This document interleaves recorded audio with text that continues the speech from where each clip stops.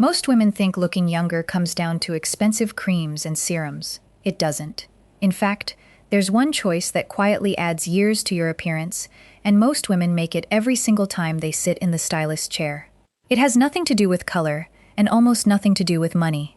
Today I'm going to show you exactly what to change, including one haircut mistake that nearly every woman over 60 makes without realizing it. Stick around, because number 1 might surprise you. Hello and welcome, or welcome back, if you're already part of this little community. I'm so glad you're here. This channel is all about looking elegant, feeling confident, and staying timeless after 60, without spending a fortune to do it. If that sounds like your kind of thing, hit subscribe now so you don't miss what's coming next. Today we're talking haircuts. Specifically, the 7 styles that take years off your look, and why so many women unknowingly choose the opposite. Let's get into it. Number 1, the blunt one-length bob. Here's something nobody tells you at the salon. Long, flat, one-length hair with no layers is one of the biggest agers there is after 60. It's not that long hair looks bad. It's that hair naturally thins and loses body as we age, and when you keep it all one length, gravity pulls it straight down, flattens your face, and drags everything downward with it. Most women keep this style simply because it's familiar, it's what they've always had, and change feels risky. The fix is surprisingly simple. Ask your stylist for a blunt bob that hits somewhere between the chin and the collarbone, with the ends left crisp rather than choppy. A clean, structured bob catches light beautifully and gives the illusion of thicker, healthier hair. Style it with a round brush and a bit of volumizing mousse at the roots, and you're done in 10 minutes. I've seen women in their 60s and 70s try this cut for the first time and look like they'd had work done. They hadn't, they'd just changed the length. If a full cut feels like too big a leap, start smaller. A trim that simply removes a couple of inches and squares off the ends can give you a preview of the effect without committing fully. And confidence-wise, remember this: a fresh haircut is temporary. If you don't love it, it grows out. That alone should make trying something new feel a lot less scary. There's also a budget-friendly way to test this look before you ever sit in a stylist's chair. Try putting your hair up in a low ponytail, then letting it fall just at collarbone length, and look in the mirror. That rough approximation alone tells you a lot about whether the shorter length suits your face. Some women even ask a friend to pin their hair up temporarily just to see the shape before committing. It costs nothing, and it takes the guesswork out of a decision that can otherwise feel intimidating. Once you do commit, you don't need a fancy salon to maintain it either. Most local stylists can keep a blunt bob fresh with a quick trim every 6 to 8 weeks, and that's really all the upkeep this cut demands. Number 2. Soft, face-framing layers. This one matters because our face shape genuinely changes as we get older. Cheeks soften, jawlines shift, and the face becomes a little rounder or a little more angular depending on your bone structure. A haircut with no layers around the face doesn't account for any of that. It just sits there, ignoring the very features it should be flattering. Many women avoid layers because they're worried about looking messy or high maintenance. That fear is understandable, but it's based on layers from decades ago, the choppy, feathered kind. Today's face-framing layers are soft and barely there. They start around the cheekbone and gently graze the jaw, drawing attention up toward the eyes instead of down toward the neck. To style it, you genuinely just need a blow dryer and a small round brush, curving the ends inward toward your face. That's it. If you want an affordable alternative to constant blow drying, a lightweight leave-in cream and letting hair air dry with your fingers scrunching gently at the ends works almost as well. A woman I know started this after her stylist suggested it almost as an afterthought, and she told me people kept asking if she'd lost weight. She hadn't. Her whole face just looked lighter. What makes this cut such a smart choice is how forgiving it is day to day. You don't have to get the layers perfectly symmetrical every single morning for it to look intentional. A little unevenness actually reads as natural rather than sloppy, which takes a lot of pressure off your routine. And if you're someone who colors your hair, face-framing layers are especially budget-friendly, because you can ask your colorist to place a few lighter pieces only around those layers instead of doing a full head of highlights. You get almost the same brightening effect around your face for a fraction of the cost and the time in the chair. Number 2.5, before we move on. I want to pause here for a second, because the next mistake is one almost every woman makes at least once after 60, and it's a big one. So keep watching because the fix might completely change how you think about your hair. Number 3, the modern shag. The shag has made a huge comeback, and for good reason. It's built entirely around movement, and movement is what reads as youthful. Flat, static hair, no matter how neat, tends to look older because it doesn't move when you do.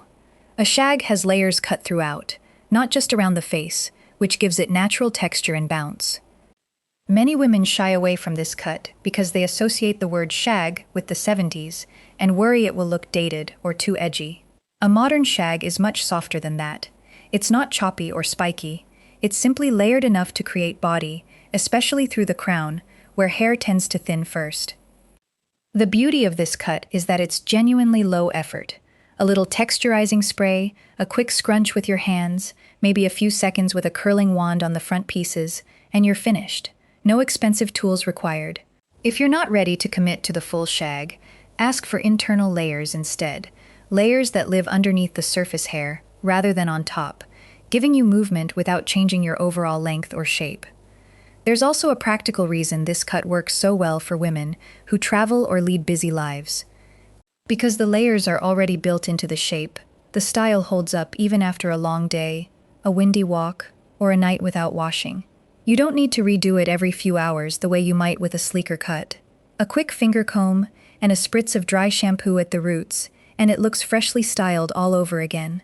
For anyone hesitant about spending money on salon products, even a simple sea salt spray, the kind that costs just a few dollars, can recreate that same tousled, lived-in texture at home. Number 4, a soft, textured pixie. Short hair scares a lot of women, and I understand why. It feels permanent, and it feels exposed. But here's the truth. A well-cut pixie is one of the most flattering, most youthful things you can do after 60, especially if your hair has thinned.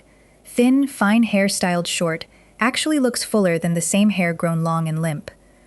The mistake most women make with shortcuts is going too severe, too close to the head, with sharp, blunt edges. That style can look harsh rather than soft.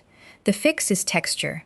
A pixie with slightly longer pieces on top, soft layers throughout, and a bit of length left around the ears and nape looks feminine rather than severe. Styling is almost embarrassingly easy. A dab of texturizing paste rubbed between your palms and worked through damp hair with your fingers is genuinely all you need. No blow dryer, no round brush, no fuss. And here's a confidence note worth sitting with. Short hair draws the eye straight to your eyes and your smile.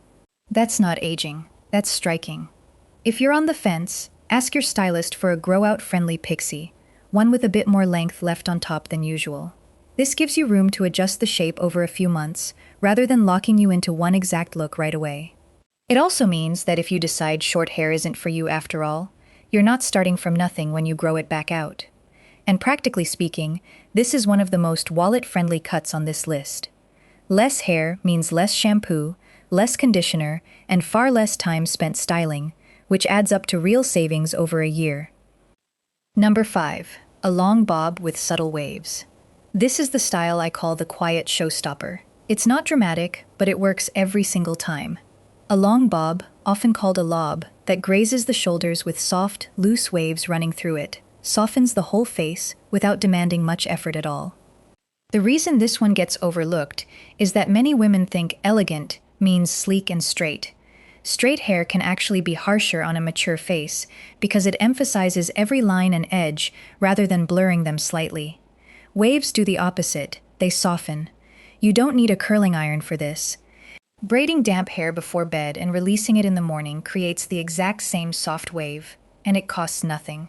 Alternatively, a texturizing spray scrunched through towel-dried hair gives a similar effect in under 5 minutes. This is one of those styles that looks like you spent an hour on it, when really, you spent none. It's also one of the most versatile cuts on this list, because it moves easily between casual and dressed up. Pulled back into a low knot for errands, left down and wavy for dinner out, it adapts without needing a second trip to the salon or a drawer full of styling tools. If your hair tends to be on the finer side, ask your stylist to keep the ends slightly blunt rather than heavily layered. That small adjustment gives the illusion of thickness, while the waves do the rest of the softening work. If you've learned something new so far, I'd genuinely love to know. Let me know in the comments which of these haircuts you've already tried, or which one you're thinking about trying next. And if you're enjoying these timeless style tips, Please take a second to like this video. It really does help this channel reach more women just like you. Number 6. Curtain bangs. Bangs feel like a big risk, and full, blunt bangs absolutely can aid you by making your forehead look smaller and your whole face more boxed in. But curtain bangs are a different story entirely. They part in the middle and sweep to either side, framing the face rather than covering it. This cut matters because it draws attention straight to the eyes, which is exactly where you want it. Most women avoid bangs altogether because of one bad experience, often decades ago, with a style that simply didn't suit them. Curtain bangs are far more forgiving. They grow out gracefully, and they work with nearly every face shape.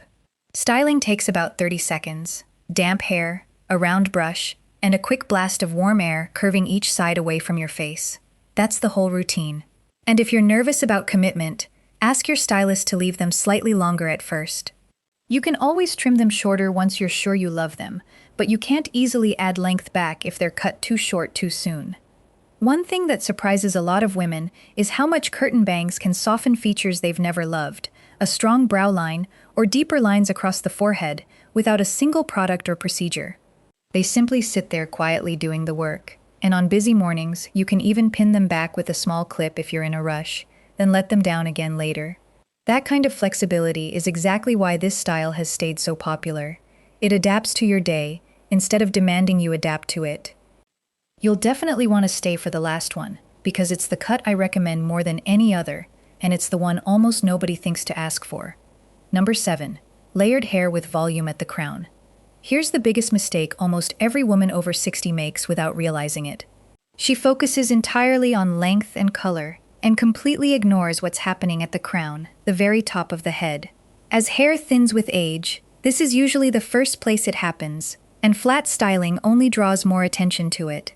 The fix isn't a dramatic haircut at all. It's layering specifically built around the crown, combined with a root-lifting product and a blow-dry technique where you dry your roots upside down for the first minute or two. This single habit adds noticeable volume and takes years off instantly, and it costs nothing beyond a bottle of root spray you likely already own. I've watched women change nothing else about their hair, same length, same color, and transform their entire look simply by fixing volume at the crown.